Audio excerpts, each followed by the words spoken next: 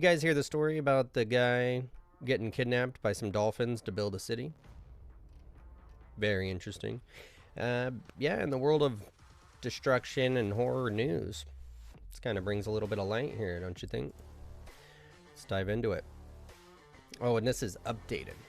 So I guess the sheriff is, taking some things back, but update. Mysterious dolphin kidnapping case takes bizarre turn as victim's background raises new questions. So we'll jump through a lot of this. Pretty much a guy resurfaces out of nowhere, sunburned, and says a group of dolphins just kidnapped him and forced him to build a city. A whole city. 3 days. Something crazy, right? And of course, Florida man. God, they got the best stories. In a story that has captivated local residents and gone viral on social media, a 33-year-old man found disorientated and sunburned in the Sanibel Causeway early morning Monday claimed he was abducted by a pod of dolphins and forced to labor on an elaborate underwater construction project. What began as a seemingly outlandish tale is now shrouded in deeper mystery following medical evaluations and a routine background check by authorities. Yeah. It's a real article. Lee County Sheriff Office deputies responded to a 911 call at approximately 5:45 in the morning from a passing motorist who spotted Ricky James Hollowell standing barefoot on the shoulder of the causeway, drenched in seawater and frantically sketching diagrams in the wet sand. Hollowell, a resident of nearby Cape Coral, was clad only in faded blue swim trunks, with severe sunburn covering his upper body and what appeared to be minor abrasions on his hands and feet. Consistent, he later claimed, with handling coral and structural materials underwater. So, you'd instantly think this guy, right, took some really good drugs. Really bad ones. I don't know, it sounds like an adventure to me. I just got done watching The Never-Ending Story. This guy could write a whole book. He probably will, actually. And I'm going to buy it and read it. Acid trip. Good shroom trip there. Some of that Joe Rogan mysterious stuff. Hollowell described the dolphins communicating via a complex series of echolocation clicks and whistles, which he said he picked up on after a few hours. I want to know how they kidnapped him. It was like learning a new language on the fly. Sweet. He identified the apparent leader of the pod as Gerald, a larger male dolphin with distinctive scarring on its dorsal fin, whom he referred to as the project foreman. Nice.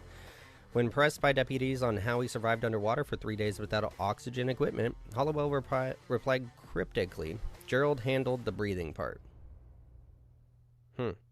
Some kind of bubble system or pressure adaptation. I didn't ask too many questions. You don't question Gerald.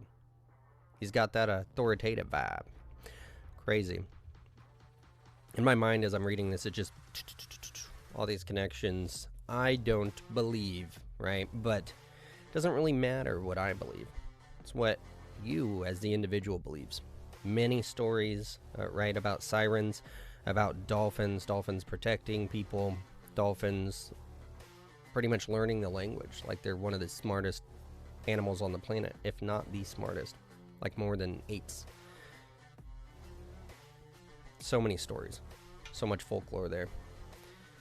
So deputies noted that Hollowell's sand sketches were remarkably detailed, spanning roughly 10 feet across and including scaled blueprints for what resembled a submerged community, a multi-level condo, structures made from natural coral and synthetic-like materials, a central town square with gathering pods, and even a recreation center, featuring what Hollowell described as dolphin-friendly obstacle courses. Deputy Sean Oakley, an 11-year veteran in the sheriff's office, remarked in the report, I have seen my share of oddities in Lee County. I'm sure you have there, bud. But this guy's diagrams had zoning regulations penciled in, setbacks, load-bearing specs, even environmental impact notes. It was detailed enough to make you wonder if he wasn't on to something. These Florida people. It's insane. It's like some sort of portal over there. All these stories, they got the best stories. Hollowell insisted he was released Sunday evening after the Dolphins deemed his contribution satisfactory. with Gerald allegedly signaling that they might return for phase 2 of the project, so he's gonna have to come back. He then swam to shore, disoriented from exhaustion, and hitchhiked part way to the causeway before collapsing. Emergency responders transported Hollowell to Lee Memorial Hospital for evaluation, where he was treated for dehydration and sunburn. No drugs or alcohol were detected in his system. So this is where it gets interesting. And like I said, this isn't breaking news. This isn't, you must believe this. A lot of people out there think that these videos are either meant to be completely BS, right? Or to convince you of something. This is for you. You guys to figure out on your own. Let me know down in the comments what you think. It's very coincidental and mysterious. I like it. As of Thursday afternoon, hospital officials have cleared Hollowell with a clean bill of health, reporting no signs of delirium, psychosis, or head trauma that could explain hallucinations. However, a routine chest x-ray and fluid analysis revealed trace amounts of Gulf seawater in his lungs, specifically saline levels matching samples from the 30 to 50 feet offshore, with microscopic marine particles like diatoms and plankton residue. Dr. Alina Vasquez, the attending pulmonologist, stated in a release summary, "This isn't consistent with a brief drowning incident or aspiration from swimming. It's as if his respiratory system was exposed to seawater for an extended period, yet without the expected inflammation or damage. We're consulting marine biologists for further insight, but it's puzzling." So when someone drowns, right, their lungs stop filtering that out because they stop working. So they're saying the amount of residue that you would receive over time, and it's probably like micro particles, right? Or that's what it said, but it would be like micro sand pieces of that in there. That would take a while to be able to be filtered in there, as if he was actually breathing underwater. Adding to the enigma, a background check conducted by the Lee County Sheriff's Office uncovered Hollowell's impressive professional history in aerospace engineering. Hollowell, who holds a master's degree in aerospace structures from the Massachusetts Institute of Technology, previously worked for a decade at Lockheed Martin in Orlando, where he specialized in advanced composite materials and submersible vehicle designs for deep-sea exploration projects funded by NASA and the U.S. Navy. Interesting. NASA and those dolphins. I was just thinking about it too. There's a new show out or coming out soon about NASA, some dolphins, and a creepy lady that fell in love with them. Don't shoot the messenger on that one. I have not looked into it yet, and I think I'm going to do it here in a second. Ricky was always talking about bio-inspired engineering, mimicking marine life for better tech. If anyone's story about building for dolphins could have a kernel of truth, it's his. Right, but it sounds like he's a little invested in the whole exploring, living underwater, animals, marine life. But that also could be the reason they got him. They took him. He fit the employment opportunity there. In a twist that has fueled online speculation, Hollowell announced via a LinkedIn post late Wednesday that he has been tapped to head a new satellite office for an undisclosed aerospace firm in Fort Myers. What? Someone just gave him a job. The office, set to open next month in the city's tech corridor near Alico Road, will focus on innovative marine aerospace integrations. Absolutely amazing.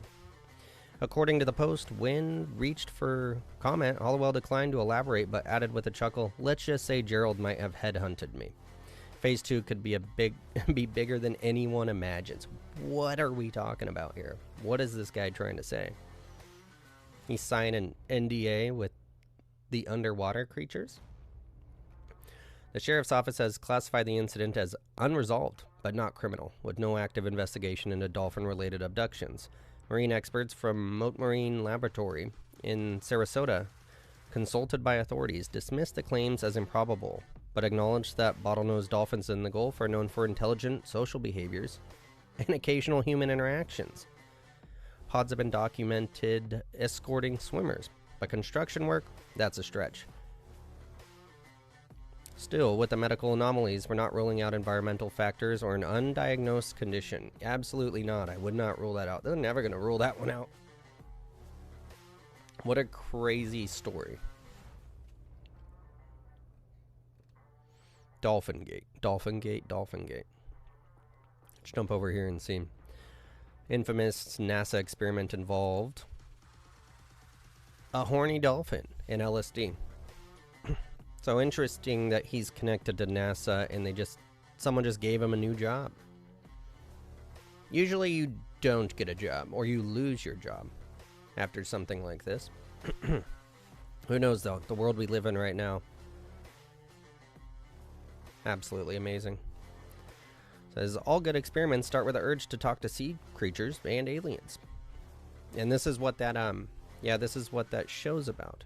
Dr. John Lilly was a neuroscientist who had been interested in the idea of making real connections with animals, and by that, I mean have actual conversations with them. After studying dolphins for some time, Lilly came to the conclusion that they weren't merely performing tricks for their human captors. He believed they were actively trying to communicate, clearly hoping to turn himself into an actual Aquaman. Lilly noted that dolphins would, with training, eventually begin to mimic his voice. That discovery would put him down a path that could have saved the world a lot more money. Dolphin lives and LSD. Had someone simply brought the dude a parrot and a tape recorder. This guy published a book.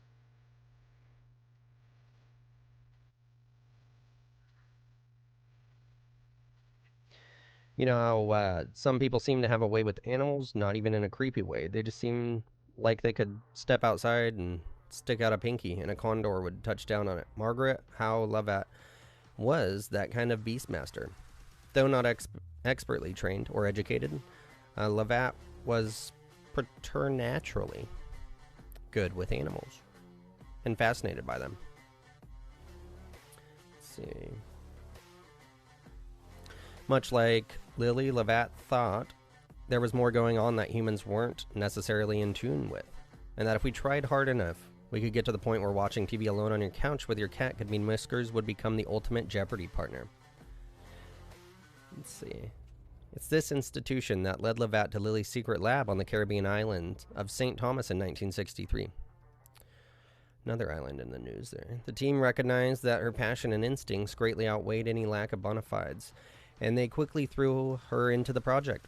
While most of the team was focused on ways to study dolphin-to-dolphin communications, Lilly put Levatt in charge of his true passion project, teaching dolphins English. In order for Lilly and Levatt to go all in with their talking dolphin study, they needed the perfect environment. They began waterproofing the facility so that they could flood the lower levels. They eventually turned the space into a hybrid between a place where a human could walk around and do their standard habitat things, like breathing air and shitting in toilets, and a space where dolphins could, do their things, like swallowing water for air and just taking shits exactly where they were at any given time. So, just reading this to you because there's a connection here between NASA, dolphins, and trying to speak to dolphins. Aliens with the abductions. Very interesting. Not going to spoil this for everyone, but from what I've heard, apparently this lady ended up jerking off the dolphin after falling in love with it. And that just became a natural thing. Social media users have dubbed the saga Dolphingate, with theories ranging from a government black ops test to an elaborate hoax. Hollowell, meanwhile, remains at home recovering, reportedly sketching more blueprints. Gerald, the alleged dolphin foreman, remains unavailable for comment, as do any underwater city officials. Crazy story. Let us know what you think down in the comments. Make sure to leave a like, subscribe if you haven't. We'll catch you on the next one.